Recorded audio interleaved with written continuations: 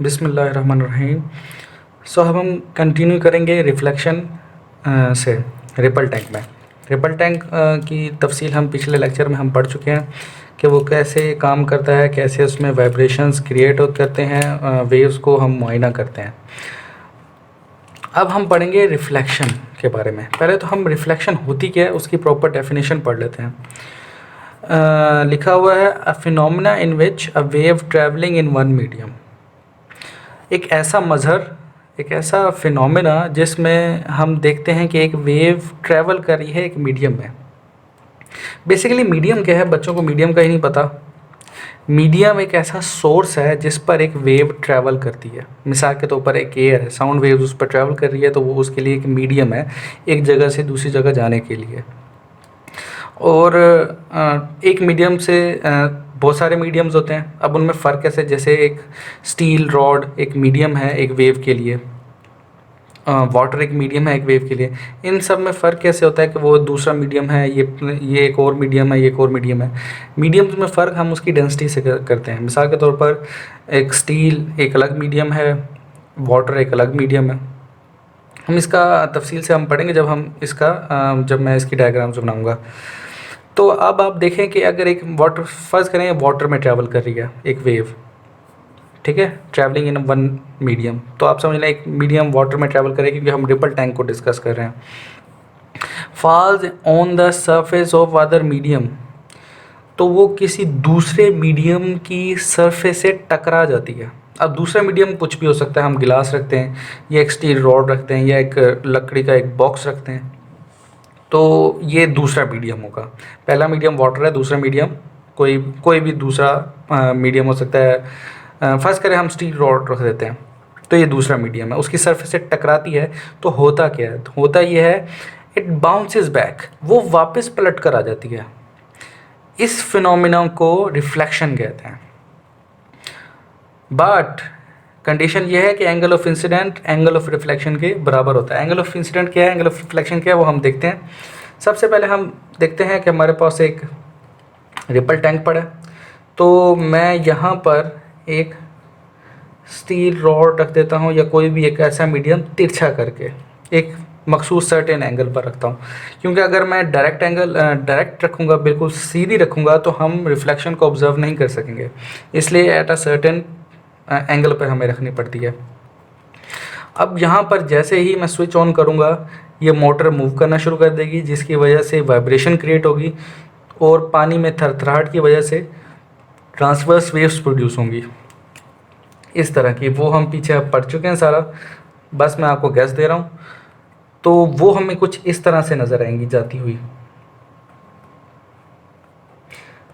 चूँकि ऊपर लैंप लगा हुआ है तो नीचे शीट पर भी इस रॉड का साया कुछ इस तरह से आ जाएगा। मैंने आपको बताया था नीचे से गिलास लगा हुआ है, तो इसका मतलब ये है कि इसका साया इस तरह कुछ नज़र आएगा और हमें जो वेव्स हैं वो इस तरह से नज़र आएंगी जाती हुई, इस तरह, बिल्कुल इस तरह ऊपर ये वेव्स ट्रैवल करती नज़र आ रही है और हम नीचे इसका ऑब्जर्व करेंगे। तो होता क्या है, जब ये वेव्स प्रोड्यूस हुई हैं और वो टकराती हैं इस रॉड से, तो होगा क्या, वो बाउंस बैक करेंगी। मैं अब आपको नीचे फर्स्ट स्टेज पे दिखाता हूँ कि मिसाल के तौर पर वेव्स ट्रैवल कर रही हैं और ट्रैवल करते हुए वो इस सरफेस से टकरा जाती हैं। ये टकरा गई, यहाँ से टकराई, ये है एक वेव फ्रंट। अच्छा, वेव फ्रंट मैं आपको बताऊँ तो ये वेव फ्रंट है, ये वेव फ्रंट है, ये वेव फ्रंट है, फिर ये वेव फ्रंट है, और दो वेव फ्रंट के दरमियान डिस्टेंस को लैम्डा कहते हैं, वेवलेंथ। बेसिकली ये एक वेव है, तो ये जो अपर पॉइंट है इस पूरी वेव का ये सेम फेज पर है। तो ये जो पूरी जो अपर सरफेस है इस पूरी जो वेव की, इसको हम वेव फ्रंट कहेंगे। वो हमें एक क्रस्ट की तरह दिखाई देगी। और अगर मैं रिपल टैंक में देखूं तो जो ब्राइट जो फ्रिंजेस होंगी, जो ब्राइट लाइंस होंगी, वो एक वेव फ्रंट को रिप्रेजेंट कर रही हैं। तो हम इन वेव्स को वेव फ्रंट के तौर पर हम देखेंगे। तो जैसे ही वेव फ्रंट्स टकराती हैं तो होता क्या है, ये वेव फ्रंट का एक पॉइंट इससे टकरा गया। हम इस एक पॉइंट को मैं अगर डिस्कस करूं तो ये किसी एंगल पे टकराया। अब पहला तो हम इसका प्लेन ड्रॉ करेंगे परपेंडिकुलर।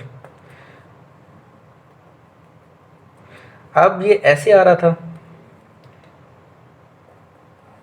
और ये ऐसे गया है, इससे ऐसे टकराया, तो ये जो एंगल बना है ये एंगल ऑफ इंसिडेंस है। यानी कि जिस एंगल से ये फर्ज करें ये वेव यहाँ से ट्रैवल की, फिर यहाँ पहुँची, फिर यहाँ पहुँची और फिर यहाँ से पहुँच के टकरा गई। बेसिकली इस पॉइंट ने ट्रैवल किया इस सिमत में, इस डायरेक्शन में। तो यानी कि वेव इस ये पॉइंट, ये जो पॉइंट है ये इस डायरेक्शन में मूव कर रहा है, इस डायरेक्शन में मूव कर रहा है, तो इस डायरेक्शन में टकरा जाता है। ये चूँकि प्लेन वेव्स है ना, तो आपको समझने में इस तरह आसानी होगी। ये देखें, ये वेव है, ये कुछ देर बाद यहाँ पहुँचती है, कुछ देर बाद यहाँ पहुँचती है, कुछ देर बाद यहाँ पहुँचती है, लेकिन हम इसके एक पॉइंट को डिस्कस कर रहे हैं। मिसाल के तौर पर ये पॉइंट डिस्कस कर रहे हैं, तो ये पॉइंट यहाँ जाता है, फिर यहाँ जाता है, फिर यहाँ जाता है, इस तरह एक लाइन बन जाती है, ड्रॉ कर रहे हैं। तो मैंने भी बिल्कुल इसी तरह किया है। ये जो वेव्स प्रोड्यूस हो रही हैं, ये वेव्स एक्चुअली आहिस्ता आहिस्ता टकराती है इससे, तो नीचे ये बाउंस बैक कर जाती है। अगर मैं यहाँ देखूँ तो ये एंगल ऑफ इंसिडेंस है, तो बिल्कुल चूँकि हम पढ़ चुके हैं एंगल ऑफ रिफ्लेक्शन बराबर होता है, बल्कि तो फिर जितना ये एंगल है उतना ही ये एंगल इस तरह होगा, तो ये इस तरफ मूव कर जाएगा। ये जो लाइन, ये जो पॉइंट है वो इस डायरेक्शन में मूव कर जाएगा। तो एंगल ऑफ इंसिडेंस क्या है? वो एंगल जिससे एक पॉइंट या एक लाइन या एक वेव टकराती है किसी भी दूसरे मीडियम की सरफेस से। एंगल ऑफ रिफ्लेक्शन वो है जिससे टकराकर वो वापस जिस एंगल पे पलटती है उसको एंगल ऑफ रिफ्लेक्शन कहते हैं। हमने एंगल ऑफ इंसिडेंस और एंगल ऑफ रिफ्लेक्शन यहाँ से मापना है, परपेंडिकुलर से। परपेंडिकुलर, सबसे पहले तो हमें परपेंडिकुलर ड्रॉ करना है, ये बात आपने याद रखनी है अगर एंगल ऑफ इंसिडेंस और एंगल ऑफ रिफ्लेक्शन निकालना है। एंगल ऑफ इंसिडेंस से उस लाइन तक के फासले को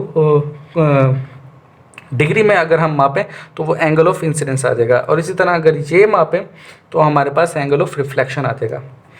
तो हम देखें कि ये अगर एक और वेव आ गई, वो ऐसे टकराई, तो टकराने के बाद वो इस तरह हो जाएगी, इस तरह मूव करेगी।